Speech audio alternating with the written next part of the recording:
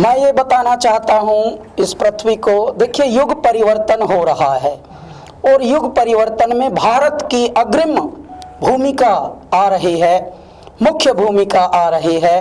भारत पूरी पृथ्वी को बता रहा है कि मनुष्यों, दिमागों वालों ने तो दुनिया बहुत चलाई है, लेकिन अब हृदय में आना पड़ेगा और हमारे आध्यात्म, हमारी पौराणिकता, हमारी परंपराओं से जुड़ना पड़ेगा।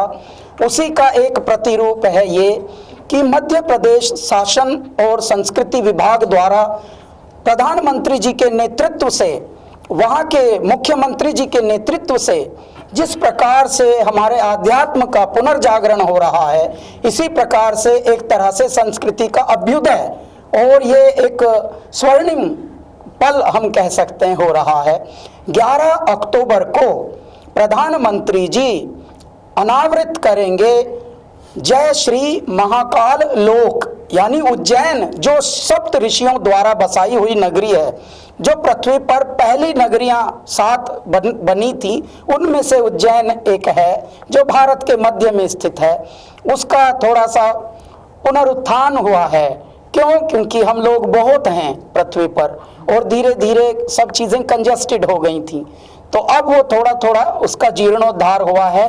11 तारीख को महाकाल लोक का लोकार्पण हो रहा है। तभी हम लोगों को सौभाग्य मिला कि मध्य प्रदेश सरकार ने हमसे आग्रह किया था, वहाँ के मुख्यमंत्री जी ने 6 महीने पहले, कि आप इसको गाना को बनाइए, और उसके बाद हम लोग इस पर लगे हुए थे। बहुत ही प्रेम से हम लोगों का ये गाना, ये समझिए जय श्री महाकाल कोई माइंड की उपज नहीं हो सकती। मेरे दाता ही, मेरे भोलेनाथ ही, मेरे महादेव ही स्वयं शब्द बनकर, उद्घोष बनकर, नाद बनकर स्वयं बह रहे हैं। हम तो पाइप हैं, हम एक माध्यम हैं, हमसे जो अमृत बह रहा है वो स्वयं परमात्मा है। और इसीलिए इसका जब अनावरण होगा तो हम वहाँ गाएंगे, प्रधानमंत्री जी के उपस्थिति में ही ये स्वर्णिम पल होंगे। तो 11 अक्टूबर को आप सभी से अनुग्रह है, प्रार्थना है कि जितने भी टीवी हैं, जितने भी न्यूज़ चैनल हैं, जितने भी यूट्यूब हैं धरती पर, जितने भी सोशल मीडिया के आजकल मंच बने हैं, कृपया उनसे जुड़े रहिए।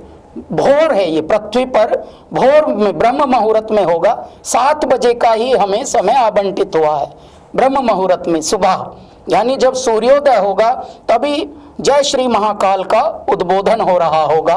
तो आप कृपया जुड़े रहिए और अपना आशीर्वाद परमात्मा से प्राप्त कीजिए और हमको स्वयं दीजिए।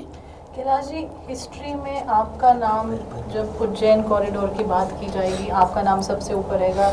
आपकी क्या फीलिंग है, क्या थॉट्स हैं उसको लेकर? जी, मैं तो बताता हूँ, मैं सोचता नहीं हूँ, मैं अनुभूतियों में, मैं महसूस में रहता हूँ। और क्योंकि ये महसूस ऐसा है जैसे परमात्मा, देखिए जब बालक छोटा होता है तो उसको दौड़ा दौड़ा कर माता पिता कैसे खिलाते हैं, ले बेटे लास्ट, बस एक लास्ट है, एक देखो भगवान गणपति ने भी खा के सोए हैं ना, अभी आप भी खाओ, बस लास्ट खा के फिर सोई सोई करेंगे।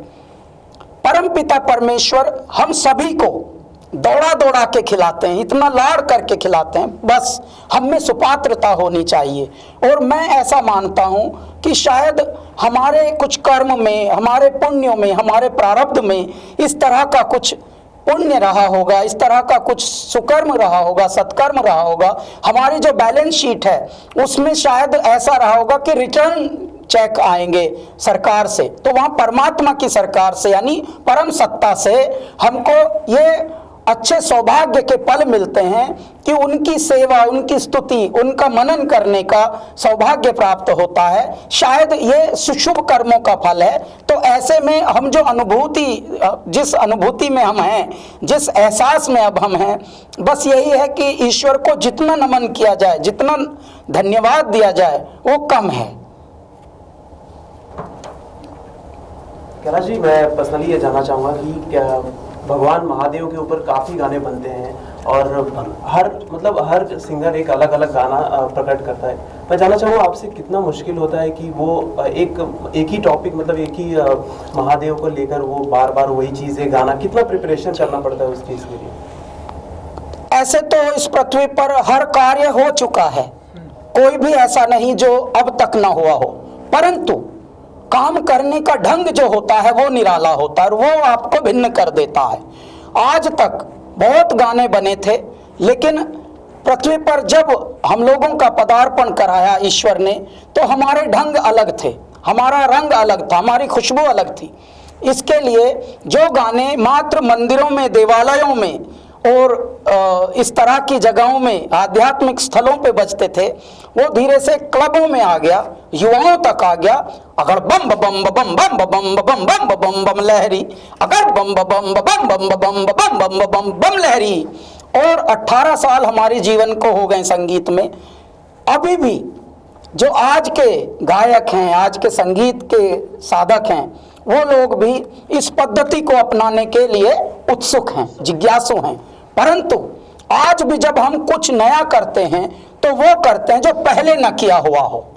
देखिए, शब्दों से लेकर नाद तक, इस जय श्री महाकाल एंथम में भी हम लोगों ने 21 सपेरे जो बीन बजाने वाले होते हैं, वो भी मंच पे, गलियों में नहीं, जो मंच पर यानी जो परफॉर्मर्स हैं वो आए थे। और टोटल जो संगीत के साधक इसमें जुड़े 108 हमारे मन के होते हैं जपने के। 108 संगीतकारों ने इसमें अपनी समझ लीजिए यज्ञ में आहुति दी है।